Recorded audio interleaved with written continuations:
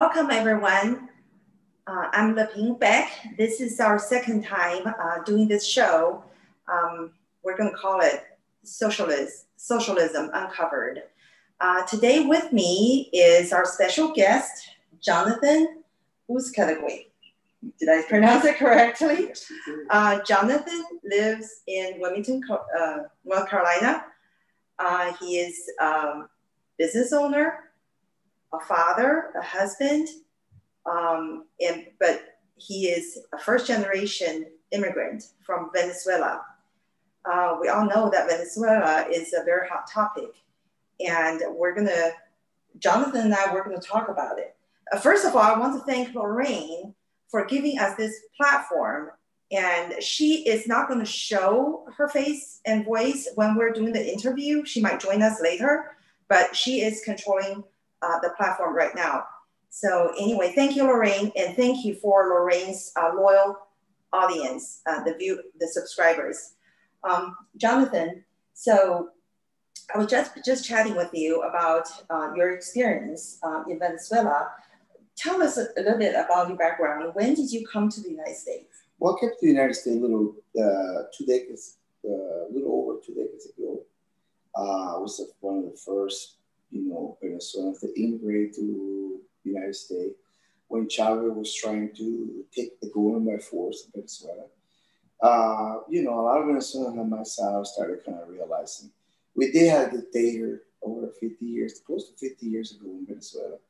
And I think Venezuelans forgot their history. That's one of the main reasons I think happened what happened in Venezuela, with, Chavez rising to the power, with the, false pretense of what I see here in the United States, kind of saying, like, the rich man get richer, the poor man get poorer. Kind of what Bernie Sanders was preaching when he was running for president. And, the Venezuelans took over and say we need to give power to Chavez. And Chavez came with the false pretended he was going to give power to the people, but in reality, he was going to take the power away from the people. So you were saying that Chavez was saying pretty much the same thing as Bernie Sanders. Mm-hmm. Was he like very overtly advocating for socialism? He offered democratic socialism. The platform. Well, that's what we heard a lot here, democratic socialism. Yeah, but we need to start setting the record straight with this. The problem that we keep seeing these socialists appear, like it get abolished, its kids squashed down, and then 50 years later, it popped right back up. It's because I think the problem is that people need to start calling this for what it is. It is communism. It's not socialism. Let's just cut the BS. Mm-hmm. It is pure communism. Why? Because they realize that if they say socialist, it's okay. But you start calling people communists, it gave people a bad taste in their mouths. Mm-hmm. So they can't call it for what it is. Because if you look at a socialist, when you make the government bigger and the power of the people very small. So what happened when you give so much power to the government? The governments never want to surrender power. They always want to keep it. So from socialist turn into a dictatorship, mm-hmm. Communism, where nobody is going to be able to say nothing. It's like, it's too late. You already surrendered all the power. We got it, and we're not going to give it back. It's as simple as it is. I think you're right about that. I am first-generation immigrant from China. Of course, by the time I was born, in the 60s, China already went, that was already 20 years after the communists took over. So so what they were in the 40s, they were, at that time, I think the worldwide communists didn't have that bad name yet. But what I saw was what happened in China was actually very similar to what happened in the Soviet Union, and later what happened in Vietnam, and what I saw happening in Cuba and Venezuela. There's way more similarities than difference. So you're right. I mean, there's no actually such thing as just socialism. It is actually, it's all running on the communist the narrative. That's what I'm saying. It's like, if we started educating people with the really purpose of socialism, I think by doing that, we actually could start destroying this ideology for good. Because in the 70s in the United States, you couldn't say you were communist or even talk about communists because you would be blacklisted from everywhere. Like, we don't want any of that stuff here. You're talking about United States? United States of America, right? Mm-hmm. So, but they understood communism was a bad word. Communism was a word that would give people a really bad taste in their mouth. So nobody wants to call somebody communist. Was that the same in Venezuela? In Venezuela, it's the same. It was the same pretty much. They were Democrats. So people didn't. So in Venezuela, people didn't want to be called communists. No, okay. Nobody wants to be called communist. All right. You know, it's Democratic Socialist. Oh, okay. In Chavez was a very, very smart individual, like, for what I think, and the way that he knew exactly, like, how to see countries like Venezuela, any country, they love their symbols of patriotism, right? Mm-hmm. And Chavez used all our symbols of patriotism to get in power. The national anthem, the Venezuelan flag, the shield, everything. But when he got in power, look, he changed the Venezuelan flag. He added more stars to it. He dismantled and created a new constitution. Mm-hmm. He did so many things to reinvent, kind of like what I see right now here. Anytime you hear the word revolution, that's worse than, communists like Fidel Castro, Mao, China, yes. Lenin didn't, yes. Soviet, these Russians used that revolution. There's no revolution. The United States already fought the revolution. Venezuela fought the revolution to free themselves from Venezuela from Spain, United States from the British. That was the revolution. Right. That's it. Right. The greatest nation in the country was built. Venezuela was a great country too that it got built after we fought the revolution from the people that were occupying our nation, right? Mm-hmm. At this point, when you hear revolution, it's like, what is this revolution about? In the United States, for example, the greatest nation in the world, the less racist, the more opportunity. Things that I always say to everybody when I talk to them about this topic, it is, do you think if the United States is our racist, why there's so many immigrants that will risk their life, do anything in their power to move here? If it were racist, if it was no opportunity, if it was a lot of freedoms, like, why? Americans that were born and raised in the United States of America should stop for 1 second and analyze that question. Right. I mean, I totally agree with you because I was an immigration attorney for 20 years. I dealt with immigrants from all over the world. A lot of people, I mean, in particular, from the socialist or communist countries, they would die for just the opportunity to come to the United States, to live here, just to have that chance. And most people couldn't. They didn't have the chance. So, but what I want to ask you next is, so in Venezuela, I heard in the 90s, before Chavez took over, it was a very wealthy country. Yeah, I was part of that. Right, people were actually fairly happy. But what made people to want to buy into Chavez narrative, say, hey, we want a democratic socialism, like so many Democrats here in the United States right now they want that so bad. Well, let's go back to Venezuela. Venezuela in the moment when Chavez, was trying to take over Venezuela. Venezuela, well, like any country, any nation, go through a recession. So we were going through a recession. So things were a little maybe, bad, but not that bad compared to now. Right. And we can say, well, compare back to back, right? Yeah. And in that moment, a lot of politicians decided, because it was in the best interest of the corrupt politicians and the wealthy in Venezuela to put that man in power. Let me tell you something. The wealthy, the very wealthy, and the powerful politician put Chavez in power with the assumption this guy is an idiot, we'll have him under control. He's a puppet. But that thing backfired. A lot of Americans don't know this. I didn't know that. It's the same thing you're seeing right now in the United States of America. Joe Biden is a Trojan horse for socialism, right? Right. He's a puppy. Come on, we have to, look, you have to be. So you're saying Joe Biden is very similar to Chavez? It is. I mean, they think that we're going to put this guy in power and he's going to be in charge. He's not going to be in charge. But who's putting him in power? All the mainstream media. Yes, the elites. The Silicon Valley. The Wall Street. Google, Wall Street. Because they all think that this guy is going to be in charge. But they have no idea. I honestly think that they're playing chess like Venezuela did.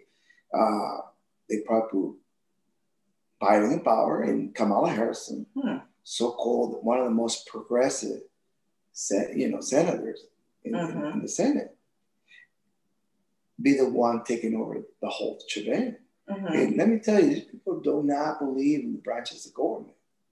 We can have the legislative branch and the judicial branch, but you see what Obama did with executive orders. He signed, and if you don't have like the other branches fighting back, what does it matter even having those other branches? Right, there's going to be concentration of power. Exactly. Look what happened. Trump got elected. We have a House and the Senate, Republican. Why things didn't happen? Well, you can see how powerful they were. They were trying to impeach him for 3 years. Nothing happened. But when Obama was in power, he signed so many executive orders. They pretty much became legislation to me. Like the Obamacare, he did I believe it was, I forgot the name, for immigrants. It was DACA. Where was Congress in this? Where was all these, the branches? Why did he interfere in this? Yeah. So Obama pretty much said, I don't care about any of that. Because this is how these people are. So Americans think that, these people really care about branches of government. And you can see if they can get somebody in the White House and keep the House of Representatives, and God forbid, take the Senate, I promise you, these people will grab that United States Constitution, shred it, and say, we need to rebuild a new one. Yeah. Chavez did it. When he got in power, he said, I'll be elected for 2 years. If you guys are not happy with me, I will step down and let somebody else go. But we're in the middle of the election. We're like, just a couple of days, in less than 10 days, we're gonna have the election, and it's so heated. You hear the arguments from both sides. They're pointing fingers to each other, and you can see the Democrats are calling Trump a dictator, Nazi. He's worse than Hitler. But the way I see it is, well, at least he is saying, let's stay with the Constitution. He had no intention to change the Constitution. Yeah. Let's set the record straight with that. Okay. Those that call Trump a dictator, a tyrannical person, whatever, a fascist. I love that one. People like to throw words around without knowing the meaning of that. They need to take a visit to Venezuela. This is what happened under the Maduro regime. If it's a TV station, radio station, dare to call Maduro on something that he's done really bad, like many, many things, that station will have to pay a visit by the military of Venezuela and shut that thing down. There's no, and I invite any of the audience to go and do a research. Maduro's press conference, how all the reporters are sitting like little soldiers, and they do not ask questions. They just throw softball questions, kind of like they would do with Biden, because it's all a montage. Nobody wants to really call him for anything, because that's what fascists do. If we don't agree with your ideologies, we're going to shut you down. In this country, I hear that all the time. People, oh, he's a fascist. But they don't, you call him. At least you could call him a fascist. Yeah, you can call Trump fascist, the orange man, the worst president. You can call him whatever you want. If somebody up there can prove me wrong by saying I got arrested because I called President Trump, whatever, and then I'll say, wow, I'm not stay right next to you and fight for your rights. But look, the media call Trump anything they want, and nothing has happened to any reporter of the mainstream media. That's true. Nothing. Well, let's talk about the media, because I grew up in the post-communist era in China, where the freedom of speech did not exist. There was no way you could criticize the Communist Party. No way. Up to now, we have 70 years of communist regime ruling. Even up to today, if you dare to say one thing against the party, you will disappear. No trial. There's no due process. That's a true fascist. Right. That is a true fascist. I know firsthand. I know what that was. I'm not. People are still disappearing every day because of the Venezuela is the same way. Venezuela is that way too, and it's the same thing. Say something about Maduro, call Maduro, put him on the spot, and what do you think is going to happen? They come and arrest you, and they label you as a political prisoner. Do you see that's happening here? If not under this president. Not under this president, but what if, say, Biden wins this election? What's going to happen? Because the media is not checking what he's doing. Obviously, not only they're not checking, they're not questioning him. They're helping him to covering up. Let me tell you this, what I see, my personal opinion that I may see compared to Venezuela in here. We are in a really, really pickle in this country right now. Our academia is being compromised. Our politics is being compromised. And scientists. Our science is compromised.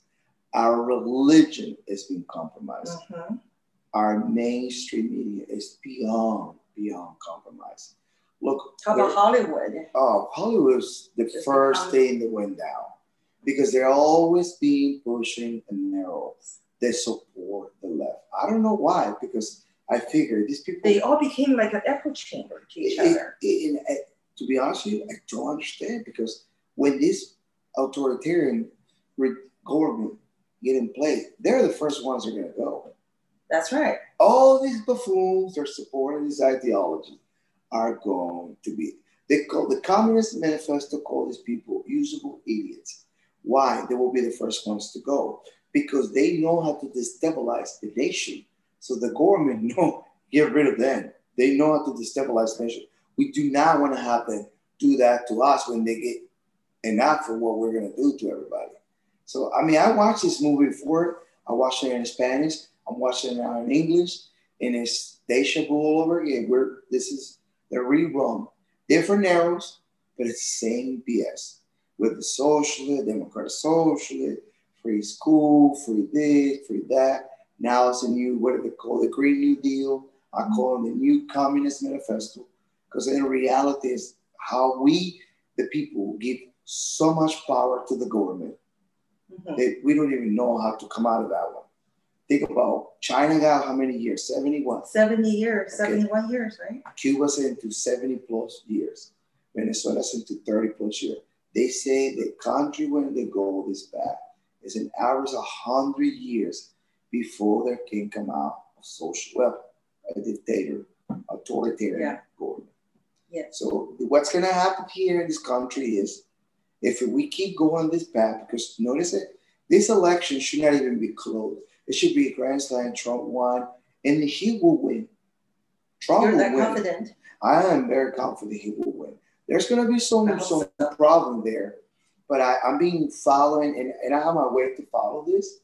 Like a lot of people follow, like, listening to these fake polls and listening to, I have ways to follow and see what is exactly happen. And take time. You have to have some time to do it. Mm-hmm. Like I do it myself. I go to a lot of the left, you know, where the left is posting stuff on social media. And I start counting how much feedback they're getting from their own people, how many people from their, I mean, so many things that I do to find. When Donald Trump came down the escalator, I said, that's the next president of the United States. A lot of people made fun of me. Mm-hmm. Even my wife was laughing. What? I say, I'm telling you, this country had enough of this BS. Clinton, Obama, Bush, these people are full of crap. And people had enough. Trump was the big F you to the establishment. And they didn't get it in 2016. And I believe they're not going to get it.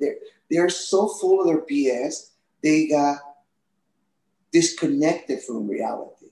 And that's one of the biggest problems, because I have friends, they are very wealthy and they're arrogant. Mm-hmm. And when you get a lot of money, that money is sometimes tend to get to your head and you feel like you're untouchable. Mm-hmm. You are disconnected, you know. So you start creating your own little bubble world there. And you just think everybody that doesn't have that kind of power or money or connection is below you. And this is what happened to the South. So you're saying you're very confident that American people are not going to buy this Democrat BS. They are going to stay with democracy, make the right choice. That's what you're saying, right? I think these elections are going to be close, because the reason I'm saying close is it should not. We should. It shouldn't be that close. It should not be. It should be like grand slam. Right. Trump won everything again. Right. Woohoo! But you still believe, you still have confidence in American people. Believe that they're going to make the right choice. But what do you see the difference between Americans now? You know, Venezuela chose, or but I say that Chavez did win, okay? And the Americans were facing this critical time. You believe that Americans are going to make the right choice, not making that mistake like Venezuelan people. Well, so is there a difference between Venezuelan people and American? The difference is, I don't see it different. We went, our academia, I noticed that years went down. Mm-hmm. It was something that I believe it kind of topped things up. Under the Bush administration, I don't know if you remember, No Kid Left Behind. No Kids Left Behind? I remember that one. That was the worst thing. Yeah, that sounds like what did they do? What did they do with that? What they did, and I started noticing that as an immigrant, go figure.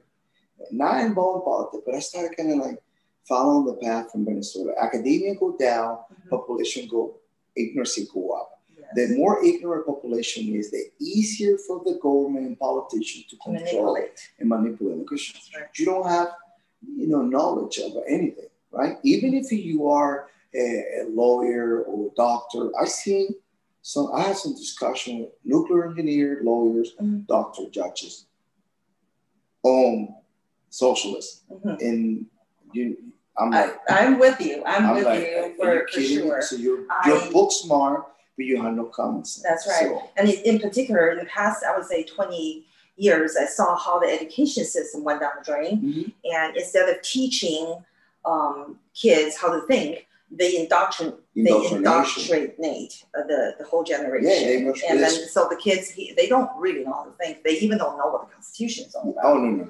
And now they're pushing this new narrative of 1619, uh-huh. which is saying that America was founded at that time instead of 1776. That's actually the true history of what the United States is all about. That's where, the founding fathers, they totally want to dismantle that. Because they understood that the principles of America, they were beautiful, they were strong. Nothing is perfect. Let's just be realistic. Nothing is perfect. If anybody up there know a perfect society, please let me know so I can, mm-hmm. Go make this or whatever. But it is the problem that I'm kind of glad that these communists are that way. They're trying to dismantle all the symbols of patriotism. That's what is keeping us alive right now. Mm-hmm. There's still a lot of more Americans. They love the American flag, the Constitution, mm-hmm. the Pledge of Allegiance, they believe in God. So that's what has kept this country alive. So the communists, in this case will be the other side, the Democratic Party, aka the Communist Party, to me, are pushing the dismantle of the greatest nation in the world the wrong way. If they were smart, and I'm not trying to give them an idea, if they use all the symbols of patriotism, like Trump did it to get elected, that's what Chavez did. This country will be in a real pickle because we'll be putting in power somebody. That's what the left is trying to tell us for almost 4 years. That, oh, we did a mistake with Trump. Trump's a dictator. But look, it's 4 years. Trump haven't shown us nothing that shows he's a dictator. Right. It's, if anything, the opposite. Right. And it's still, these people are in delusion telling them that he's a dictator, playing again the disdain charade. That tells you what's happening to our academia. When people that are so dumb are reporting the news, being elected in office, and people are electing and choosing to watch these shows with these idiots. You know, so it's like, that tells you what's happening with our academia, how lower it's gone to the point that the consumer is not paying attention, say, whoa, what are we watching here? That's right. Because the moment you stop watching these shows, the sponsors aren't going to be paying for the show. So they're going to start canceling all this crap. And they're going to have to reinvent everything and say, listen, or report the news. Well, there's not going to be no money for nobody. But they knew exactly. By dumbing the population will be easy to control. And they done it. They done it. Look what happened right now with the COVID-19. Yeah, I believe it's a virus, but it's not lethal. It's not killing people left and right. My mom had it. My dad had it. You know, they're all 80, 70. They recover. Everybody went back to work or everything. Look, you see people everywhere in the street wearing masks. Nobody's questioning this. By now, people should already taken their masks. This, right. This first they told us, oh, we got to do this because we don't want to overwhelm this hospital. Well, the hospital didn't got overwhelmed. And then they went to something else and something else and something else. They keep using fear. Exactly, because once again, the fear will be part of the ignorance. If you're ignorant and you know, wait a second, 99%, 0.98% survival rates of this virus, what the heck am I wearing masks? Right. Where was my mask? Not working. Yeah, where was my mask last year with the flu? That's actually more lethal than this. Right. Where's our common sense? What happened to the flu? Did anybody notice? Nobody talk about the flu anymore. Right. Nobody talk about real issues. So they're just using this as a way of social engineering. Exactly. And to create fear, they wanted to see how much they can push and get away with it. And they realize, let me tell you something. They can push and they know they got away with a lot because nobody questioning this mask. That's a real good metaphor to tell you how much we're in a pickle here. That no one by now is questioning. Wait a second. If I go to a restaurant and I stand up, I got to put it on. If I sit down, I got to take it down. It's like, are we kids here? We're adults. Right. Yeah, it didn't make any common sense. Yeah. I want to go back to what you just said before. You were basically saying that basically the left actually take no prisoners. All the communist country, they all went through that.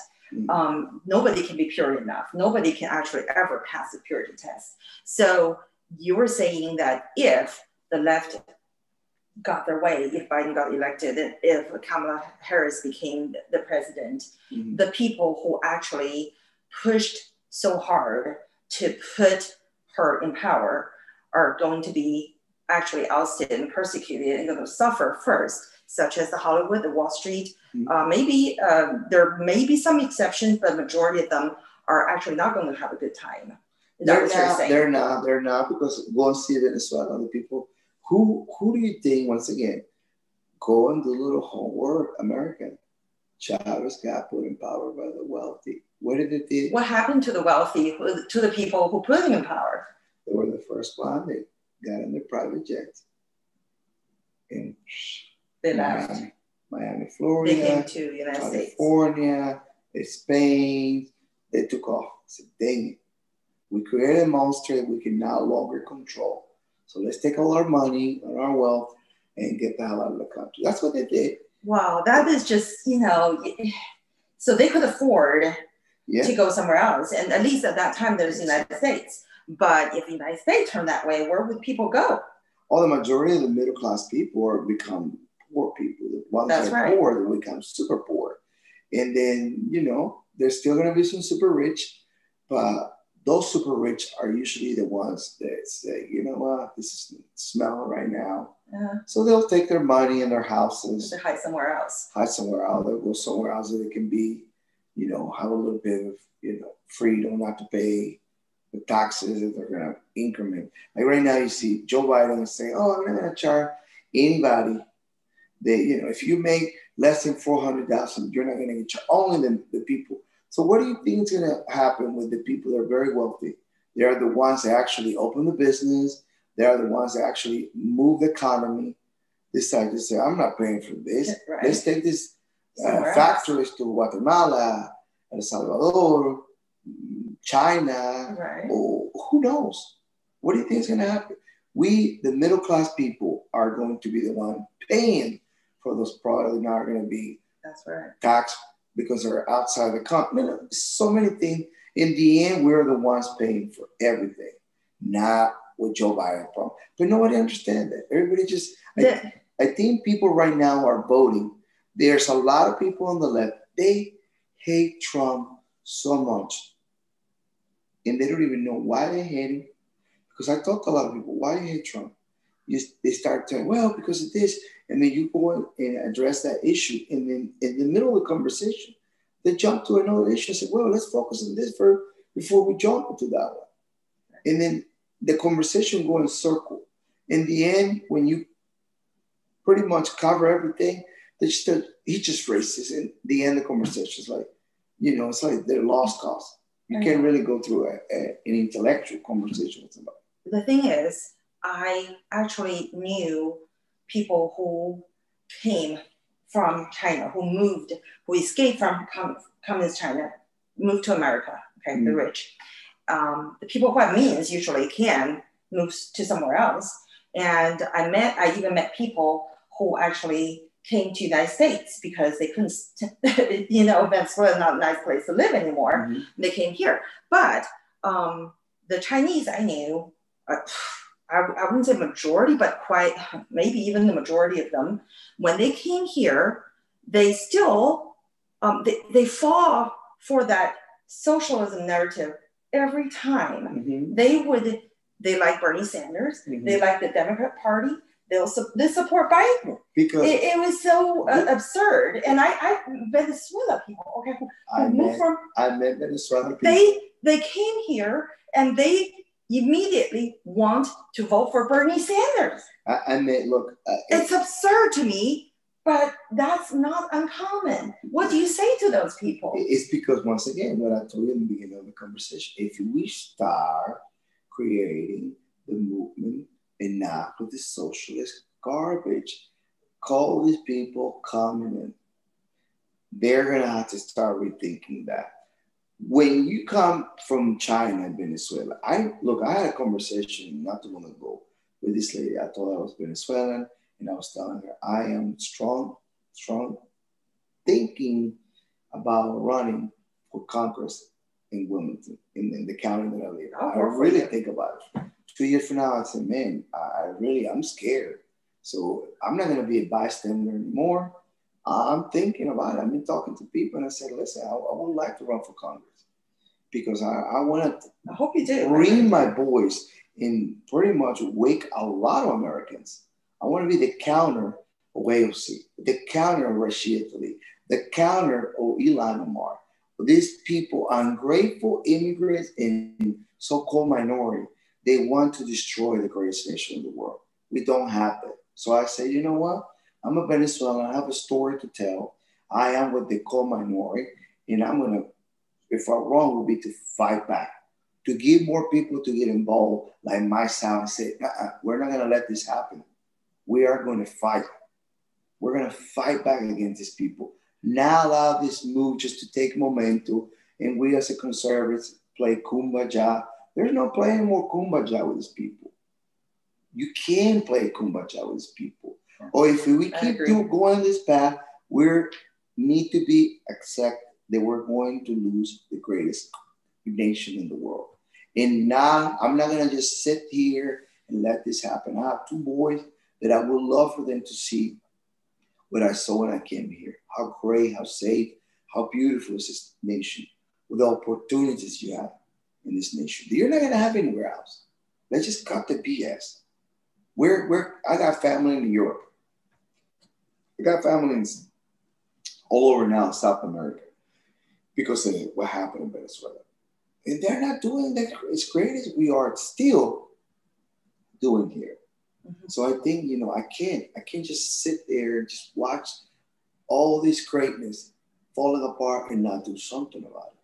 So I honestly think that, I am going to run for something eventually, not too far from now.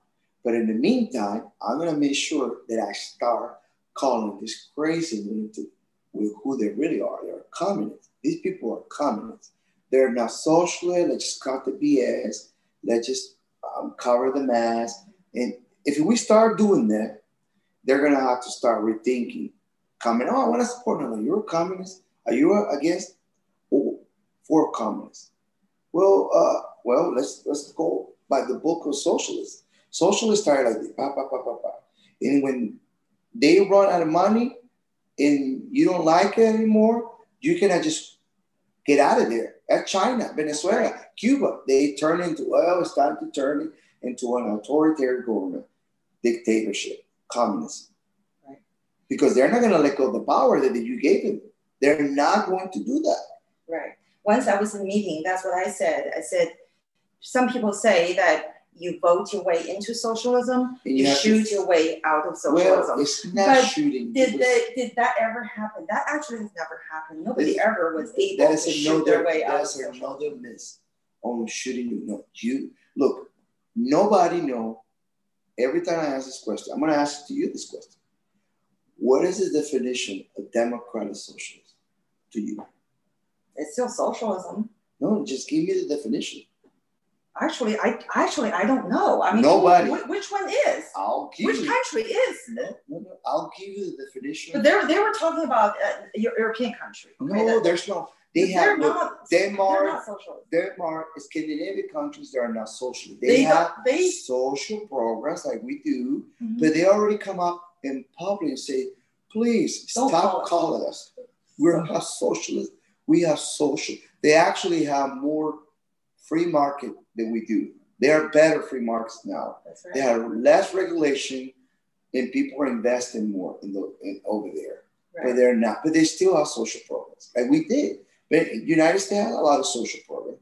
With the food stamp, Medicare, and all this stuff that we have. Right. There's social programs that we have. We have safety nets here. This is so great that we still have social programs and, we're okay with it. We pay for these things, right? Right.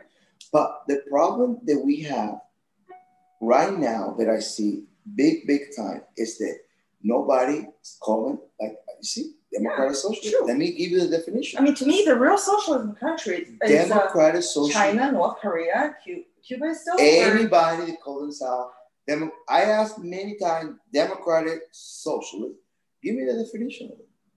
Well, let me come up with some BS, but I'm here to set the record straight. Democratic socialists, when the population come together and elect a tyrannical government. There's just democratic socialists there. When all the population or the majority of the population come and elect a tyrannical government. There it is. That's your democratic socialist. So we all go and vote for a tyrannical person to be in power of us.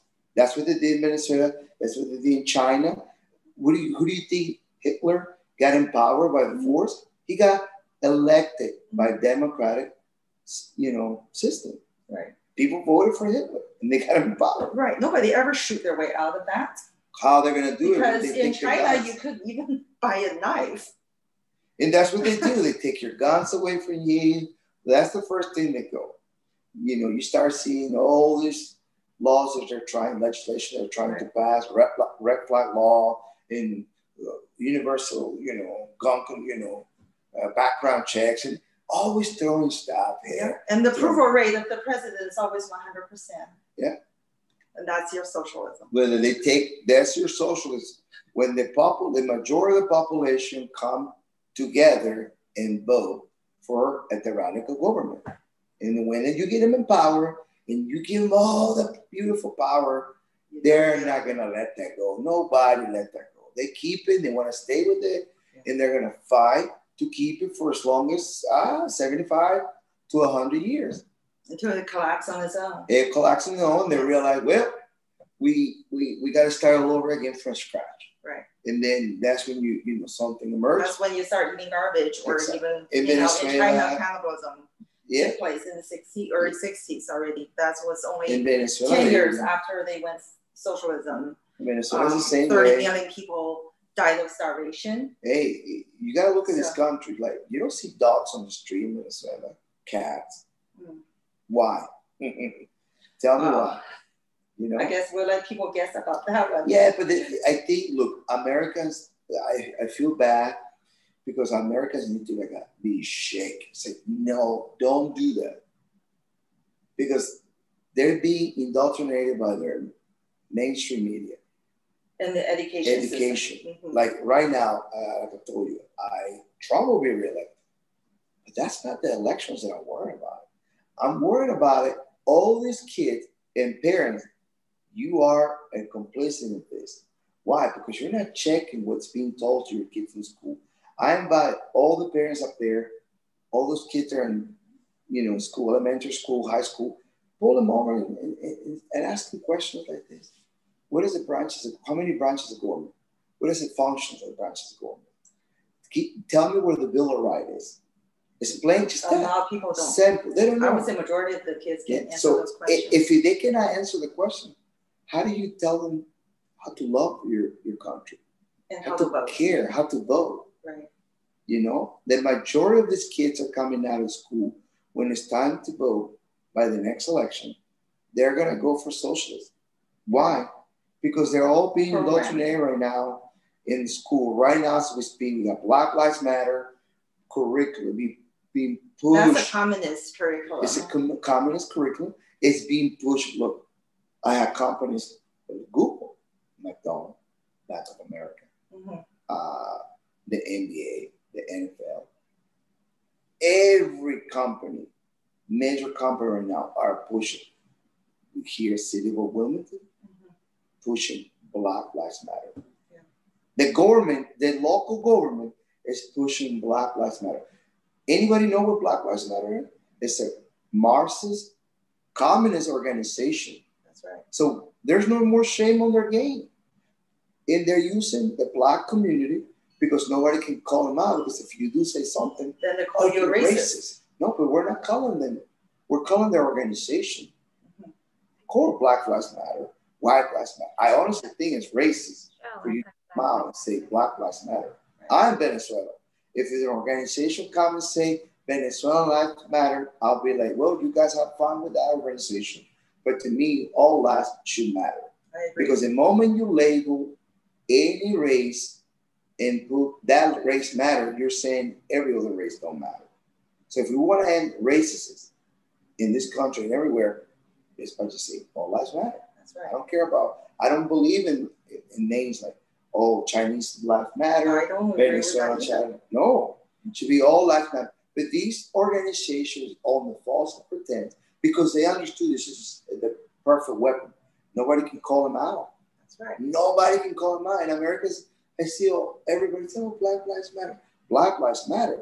Black Lives Matter is going to be the organization to make sure to indoctrinate your kids to the final project there. For have so many kids coming out of school, pretty much saying, they might come out later on, say, communist is a cool thing.